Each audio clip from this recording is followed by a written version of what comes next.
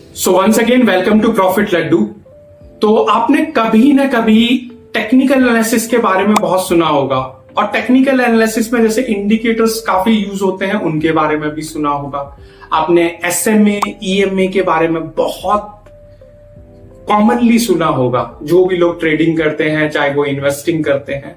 तो आज मैं इस वीडियो में बताने वाला हूं कि ये एसएमए, ईएमए होता क्या है, इन्वेस्टिंग में ये किस तरह से सिग्नल जनरेट करता है, किस काम आता है, कौन सी इनकी कैटेगरी होती है एसएमए, ईएमए की, क्या इन दोनों के बीच में डिफरेंस होता है, और प्रैक्टिकली एसएमए या ईएमए चार्ट पर कैसे अप्लाई किया जाता है।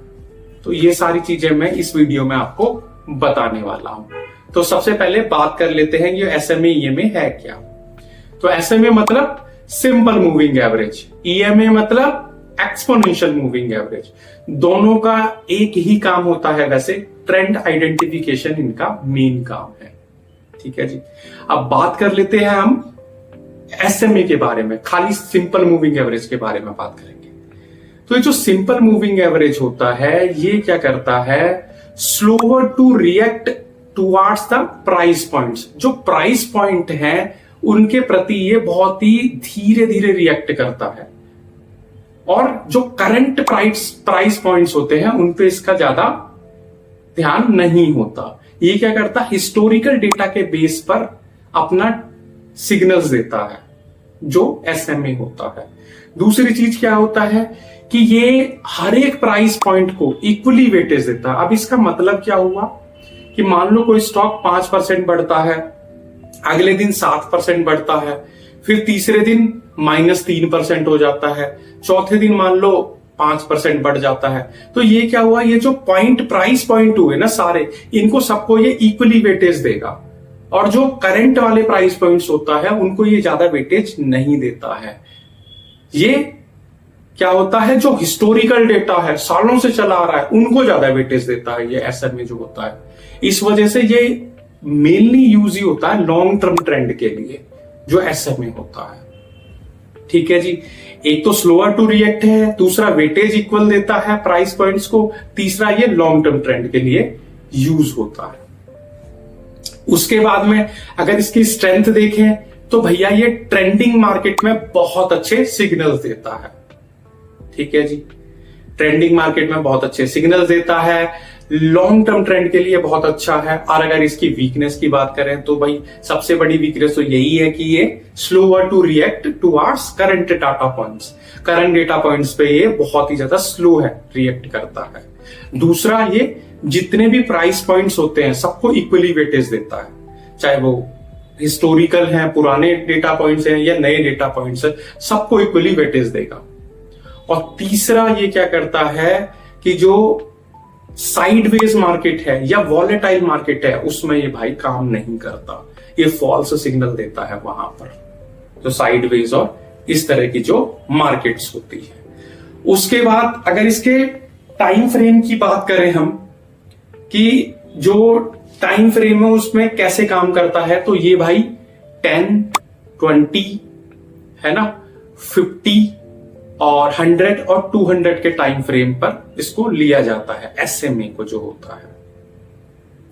उसके बाद हम बात करते हैं ईएमए की, यानी कि जो एक्सपोनेंशियल मूविंग एवरेज है उसका क्या रोल है। एक जो एक्सपोनेंशियल मूविंग एवरेज होता है वो faster to react the current data points. जो करंट डेटा पॉइंट्स है उस पर बहुत फास्ट रिएक्ट करता है, रिस्पॉन्सिवनेस बहुत अच्छी है इसकी। और ये क्या करता है, जितने भी जो डेटा पॉइंट्स होते हैं उन सबको इक्वली वेटेज नहीं देता। ये जो करंट डेटा पॉइंट्स है, करंट प्राइस पॉइंट्स हैं, उनको वेटेज ज्यादा देता है, जिससे कि जो डेटा होता है ज्यादा करेक्ट होता है एसएमए की तुलना में। ठीक है, ईएमए में ज्यादा करेक्ट डेटा होता है, उससे ज्यादा रिस्पॉन्सिवनेस है इसकी। तीसरी चीज, ये जो ईएमए होता है वो शॉर्ट टर्म ट्रेंड के लिए बहुत अच्छा यूज होता है इसका, जो ईएमए होता है। ठीक है जी। उसके बाद क्या है कि ये स्ट्रेंथ में यही है कि ये faster to react the current data points हो गया। और शॉर्ट टर्म ट्रेंड पे बहुत अच्छा काम करता है। और वीकनेस की अगर इसकी बात करें तो भाई वीकनेस में यही है कि ये जो चॉपी मार्केट है या जो ये साइडवेज मार्केट होती है उनमें ये काम नहीं करता है, वहां पर ये फॉल्स सिग्नल देता है। ये केवल ट्रेंडिंग और वॉलेटाइल मार्केट में ही अच्छा काम करता है ये जो होता है। और जो प्राइस पॉइंट्स होते हैं वो आपको पता ही है कि ये इक्वली वेटेज नहीं देता, करंट डेटा पॉइंट को ज्यादा महत्व देता है, इसलिए ज्यादा करेक्ट इनकी एक्यूरेसी होती है एसएमई की तुलना में।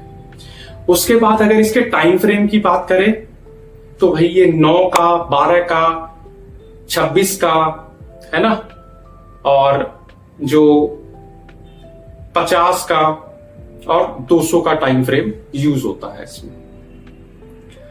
उसके बाद में अगर दोनों के बीच का डिफरेंस देखें ईएमए और एसएमए के बीच का, तो सबसे पहले इनकी रिस्पॉन्सिवनेस के बेस पर देख लेते हैं डिफरेंस।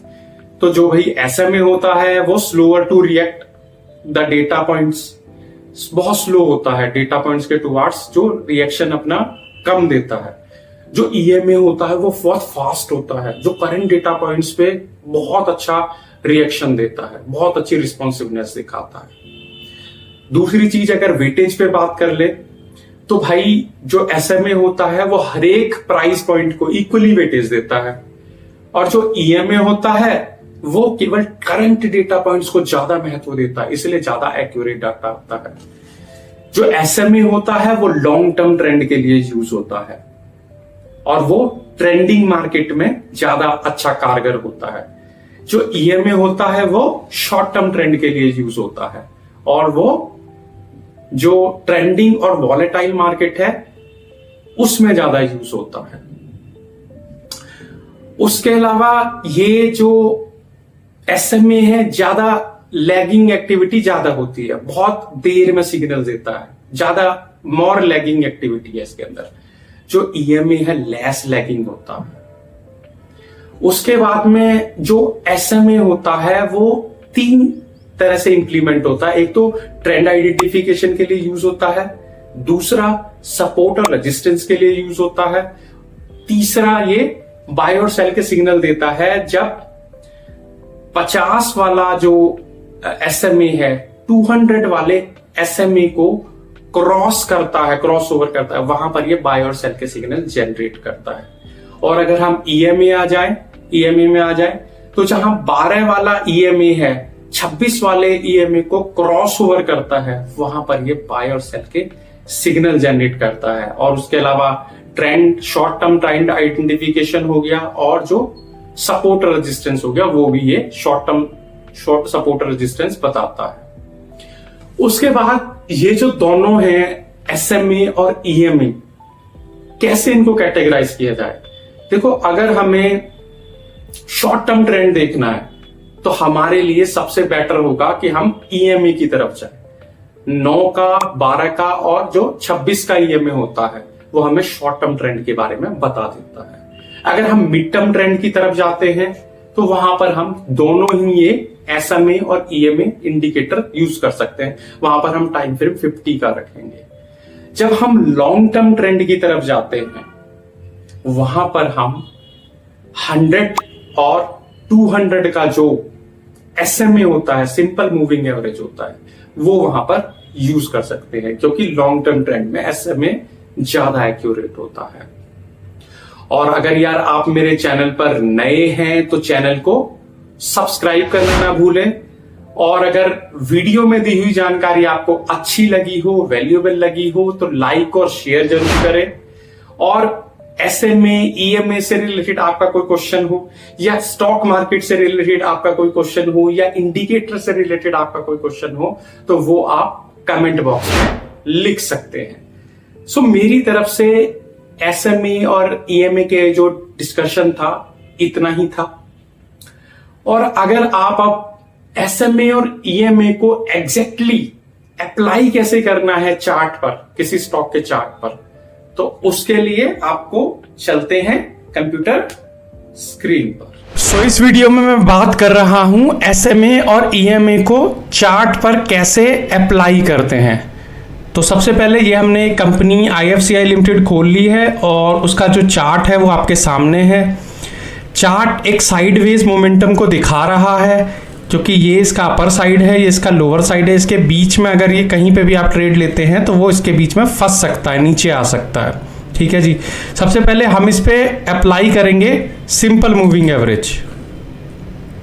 तो सिंपल मूविंग एवरेज को कहते हैं MA लिखते हैं, मूविंग एवरेज मतलब SMA नहीं लिखा होता, इस पे मूविंग एवरेज लिखा होता है। वो हमने अप्लाई कर दिया है। और जो सिंपल मूविंग एवरेज भी होता है ना, वो क्या दिखाता है, लॉन्ग टर्म ट्रेंड के लिए यूज होता है। देखो इसमें वैसे ट्रेंड ऊपर का यहाँ पे, जैसे ये जो सिंपल मूविंग एवरेज की लाइन है ये यहाँ से यहाँ जा रही है ना, इसके ऊपर अगर कैंडल बनेगी तो यानी अप ट्रेंड दिखाएगा, नीचे कैंडल बनेगी तो ज़्यादा डाउन ट्रेंड दिखाएगा। जैसे यहाँ से नीचे कैंडल बन रही है तो डाउन ट्रेंड दिखा रहा है, ये जैसे यहाँ से नीचे आ गया तो डाउन ट्रेंड है। ये अगर ऊपर आ गई कैंडल, एक भी कैंडल इसके ऊपर आ गई तो उसका मतलब अप ट्रेंड दिखाना चलो। लेकिन यहाँ पे देखो, जैसे ये जो कैंडल है, ये मैं आपको दिखाऊं, ये कैंडल ना इसको क्रॉस कर रही है, ये जो ये है कैंडल्स जो बनी हुई है इस लाइन को क्रॉस कर रही है। तो इस समय भी ये फॉल्स सिग्नल सा दिखा रहा है शॉर्ट टर्म में। मैंने बताया ना, शॉर्ट टर्म में कुछ खास नहीं दिखाएगा जो सिंपल मूविंग एवरेज होगा। यहाँ पे ये क्रॉस भी कर रही है पर फिर भी मार्केट ऊपर जा रहा है। आप ये देखो, जब तक ऊपर यहाँ पूरी की पूरी कैंडल टिकेगी नहीं, मजबूत कैंडल, तब तक अपसाइड नहीं होता। आप ये समझ लीजिए। यहाँ पर भी जैसे ये जैसे ये है, ये अच्छी कैंडल है। यहाँ पे जैसे इस प्राइस वाली लाइन के ये जो सिंपल मूविंग एवरेज है इसके ऊपर है ये, तो यहाँ से ऊपर जा सकता है मार्केट, ये बताता है। ठीक है जी, कि ये इसका ये जो लाइन होती है ना, सपोर्ट लेवल होता है, ये जो दिखाई देती है लाइन, दोनों मूविंग एवरेज में सपोर्ट लेवल का काम करते हैं और ट्रेंड का काम करते हैं। जैसे ये इसके ऊपर है, ऊपर आ गया तो मतलब अप ट्रेंड को दिखाएगा। ठीक है, और जैसे ही ये कैंडल्स नीचे बननी चालू हो जाएंगी ये डाउन ट्रेंड को दिखाता है। ये है, तो ये सारी चीज़ें ये सिंपल मूविंग एवरेज में है। ये एक साइडवेज मार्केट है। दूसरे में भी अगर हम लगाएं सिंपल मूविंग एवरेज इसमें भी, तो इसमें भी MA लगा हुआ है। ये भी ऐसा ही है, जैसे इसके नीचे चला गया प्राइस तो नीचे नीचे डाउनवर्ड्स जाता रहेगा, ऊपर चला गया तो ऊपर जाता रहेगा। लेकिन चक्कर ये होता है कि पहले प्राइस बढ़ जाता है, उसके बाद में ये कैंडल्स बनना चालू हो जाती हैं। तो प्राइस बढ़ने से पहले सिग्नल नहीं मिल पाते इसमें, क्योंकि लैगिंग इंडिकेटर है ये, इस वजह से। अगर हम बात करें, ये तो था SMA जो सिंपल मूविंग एवरेज है। ठीक है, सिंपल मूविंग एवरेज अलग चीज़ है। अब हम EMA वाला करें। जो EMA है, देखो EMA ना कैंडल से थोड़ा ज़्यादा लग के लाइन होती है। जो SMA की लाइन होती है कैंडल से थोड़ा दूर होती है। आपने अगर देखा हो, जैसे ये EMA की लाइन है, ये क्या है, कैंडल से बहुत सारी लग के चल रही है, यानी कि ये ज़्यादा एक्यूरेट होती है, ज़्यादा पास होती है डेटा पॉइंट्स के, जो करंट डेटा पॉइंट्स होते हैं उनके ज़्यादा पास होती है। आप ये देख रहे हो, ये लाइन अगर आप इसे देखोगे तो ये लाइन जो करंट जो प्राइस है ना उससे लग के चल रही है। ये देखो, कैंडल से लग के चल रही है बिल्कुल। और जो ये होता है सिंपल मूविंग एवरेज, अब मैं सिंपल मूविंग एवरेज दिखा रहा हूँ आपको। आप ये देखो, इसमें डिफरेंस क्या है। ये लाइन प्राइस जो कैंडल्स हैं उनसे कितनी दूर दूर चलती है, ये देखो। आप ये देखोगे दोनों के बीच का डिफरेंस कि ये कितनी दूर चल रही है प्राइस से।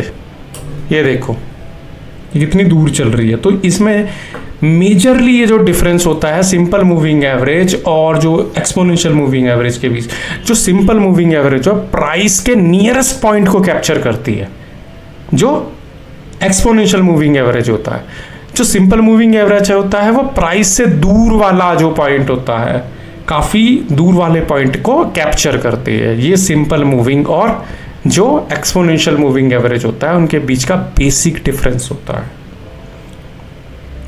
और इसमें जैसे ये एक्सपोनेंशियल मूविंग एवरेज है, इसको हम 26 का लगाएं,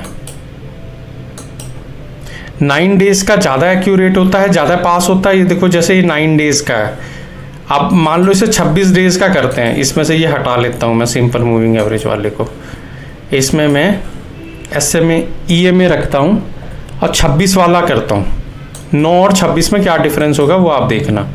ऐसे मान लो ये है, ठीक है, इसके बीच का इसको 26 कर देते हैं, 9 की जगह पे 20 6 26 और यहाँ पर भी इसको कर देते हैं 26। अब जब 26 कर दिया तो ये थोड़ा सा प्राइस कैंडलों से दूर हो जाता है, ये देखो आप, है ना, कैंडल से थोड़ा सा दूर हो जाता है 26 वाले पे। और जहाँ पर हम 9 का करते हैं यानी कैंडलों के बहुत ज़्यादा पास, 9 दिन का एकदम एग्जैक्ट कि शॉर्ट टर्म में ट्रेंड क्या होगा वो ये बताता है। तो ये आपने डिफरेंस देख लिया कि SMA और EMA के बीच का, कि जो EMA है वो ज़्यादा एक्यूरेट होगा, ज़्यादा जल्दी सिग्नल देगा, प्राइस के ज़्यादा पास होगी वो लाइन, और जो SMA है वो प्राइस से दूर होती है, देर में सिग्नल देता है, लॉन्ग टर्म के लिए यूज़ होता है। जो EMA है वो शॉर्ट टर्म के लिए यूज़ होता था। अगर आप मेरे चैनल पर नए हैं तो यार चैनल को सब्सक्राइब करना ना भूलें, और अगर वीडियो में दी हुई जानकारी आपको अच्छी लगी हो, वैल्यूएबल लगी हो, तो लाइक शेयर और कमेंट करना ना भूलें। और अगर आपका कोई क्वेश्चन है तो उसको भी आप लिख सकते हैं कमेंट बॉक्स में। तो मेरी साइड से इस स्टॉक में इतना ही था। So thank you so much.